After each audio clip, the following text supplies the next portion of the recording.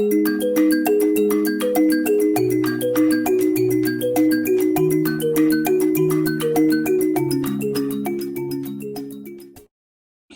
are in Denmark. Danish school children were the first in Europe to go back to the classroom. First step for them, washing their hands. And then, once in class, ensuring that they are 2 meters away from other pupils. Fewer students is the goal in France too. One of the management staff unions says that could be as few as 10%. Une montée en charge qui pourrait commencer à des effectifs faibles et des groupes réduits qui permettraient, je dirais, de savoir si les établissements tiennent la charge, entre guillemets, en matière de sécurité sanitaire et éventuellement, au fur et à mesure de la validation de ces étapes-là, peut-être augmenter les effectifs de manière très progressive, étape par étape. The French government has also indicated the return to school could be on different dates according to region. Other questions, such as the opening of school canteens, remain unanswered for the moment. The government plans to release more details over the next 2 weeks.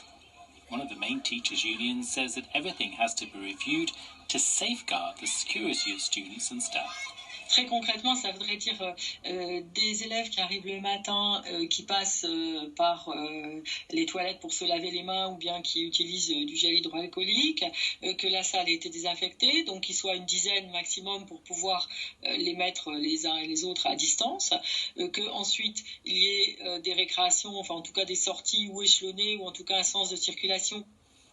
One of the questions is just who will be allowed back first. Several unions want the poorest students to return as a priority, the ones who had the biggest problem studying at home. That decision, though, remains to be taken. That's all from me for now. Do stay with us, though, here on France 24. Quarantine was finally lifted in Guangzhou. Rumors started circulating on social networks of a new outbreak of the virus in the city's African neighborhood.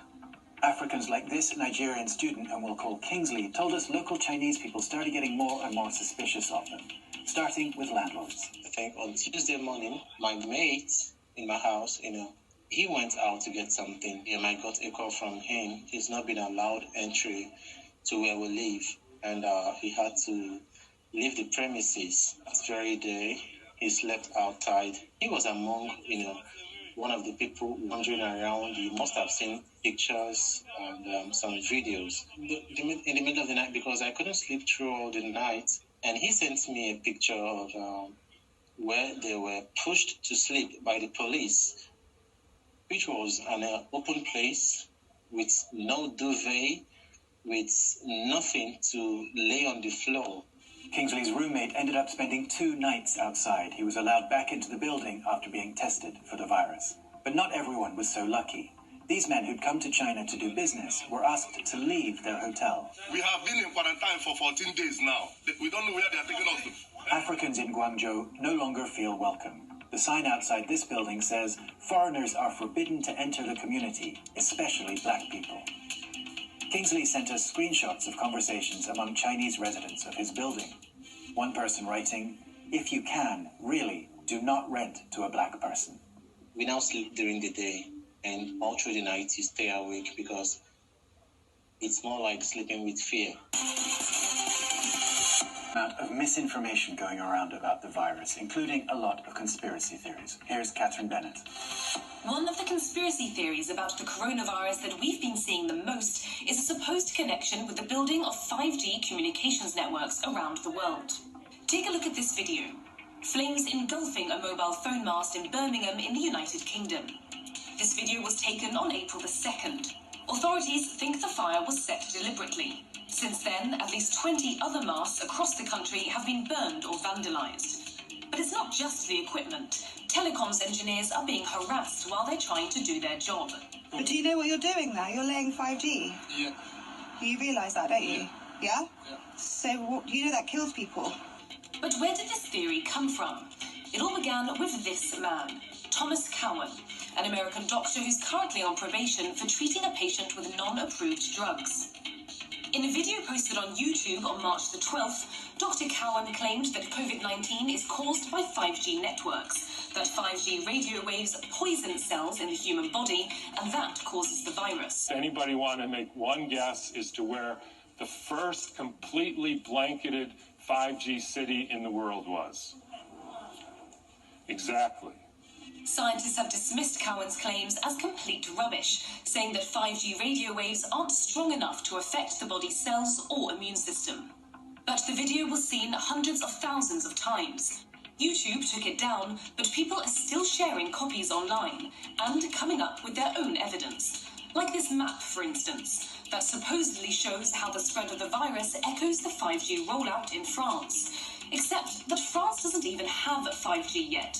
The map shown in this tweet actually represents the rollout of fibre optic in the country. People who believe this theory are actually making it harder to tackle the virus. The director of the UK's National Health Service said that mobile phone masts are vital. They are what are connecting the country's emergency services with the people who need them most. I met dead relatives. I was seeing my end. I thought I was going to die and I would never wake up. My greatest joy was when they woke me up and I saw the faces of my friends in front of me telling me, "Hello, we're waking you up." It was an incredible joy.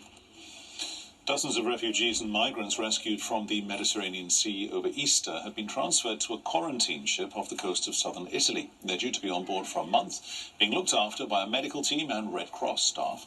Rescued migrants are being quarantined at sea because of the pandemic. Well, the coronavirus outbreak hit Greece at a time it was still recovering from a major refugee and financial crisis, yet it introduced lockdown measures to prevent the spread earlier than most EU countries. Its fatalities have been low and is now hoping for a quicker economic recovery. John Saropoulos is in Athens. Petros Koufopoulos says the coronavirus has been good for his business, especially in the run-up to Easter. People are stocking up on food because they're afraid of shortages, but they're also sitting at home watching cooking shows and experimenting with new recipes. Koufopoulos is one of the businesses considered essential by the government that didn't have to close due to coronavirus. Customers have to keep their distance, 1 per 15 square meters. But for other firms, it's a different story. The lockdown measures were announced on Friday night. I was about to pay my rent on Saturday morning and called my landlord to say, "I'm not going to pay you this month." And a good thing too, because I've been living off that rent for the past month. Greece is spending $15 billion supporting affected businesses and workers until June. Its lockdown began early. Carnival celebrations were cancelled in February. Schools were closed on March 10th, a week before France and Germany and 10 days before the UK. People who don't live on the islands aren't allowed to sail there, so ferries are travelling light, mainly to keep trade alive. All this has led to Greece having a fatality rate of 9 per million, much lower than the death rates in most European countries. Sources close to the Prime Minister say the government knew the national health system couldn't cope with a major outbreak. Early measures would create a recession, but so would a health crisis. So the government opted to trigger an early recession, calculating that this would save lives and give it a stronger economic recovery. But some say there was another goal, stemming from Greece's decade-long economic crisis. Greece was hit by two separate crises, the refugee crisis and the virus crisis, and what we wanted to show is that we have a competent government that can respond efficiently to these unexpected events, and if we do so, we believe that people will turn around and say, you know what, Greece is a serious country, and maybe we will get over this image that people had from the experiences that they had the previous decade. We hope that this in itself will be able to attract investment in the future. The International Monetary Fund predicts a 10% recession for Greece this year, followed by 5% growth next year. If that assessment is correct, coronavirus could mark a turning point, giving Greece the economic recovery many here want after a decade of economic crisis. John Psaropoulos, Al Jazeera, Athens. Still to quarantine was finally lifted in Guangzhou. Rumours started circulating on social networks of a new outbreak of the virus in the city's African neighbourhood. Africans like this Nigerian student, whom we'll call Kingsley, told us local Chinese people started getting more and more suspicious of them.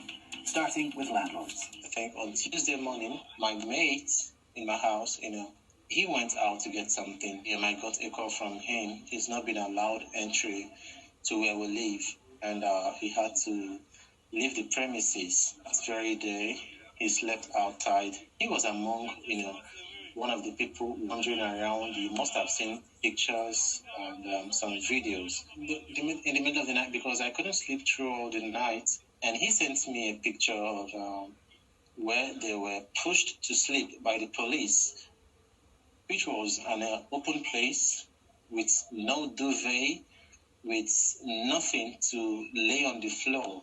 Kingsley's roommate ended up spending 2 nights outside. He was allowed back into the building after being tested for the virus. But not everyone was so lucky. These men who'd come to China to do business were asked to leave their hotel. We have been in quarantine for 14 days now. We don't know where they are taking us to. Africans in Guangzhou no longer feel welcome. The sign outside this building says foreigners are forbidden to enter the community, especially black people. Kingsley sent us screenshots of conversations among Chinese residents of his building. One person writing, "If you can, really, do not rent to a black person." We now sleep during the day, and all through the night you stay awake because it's more like sleeping with fear.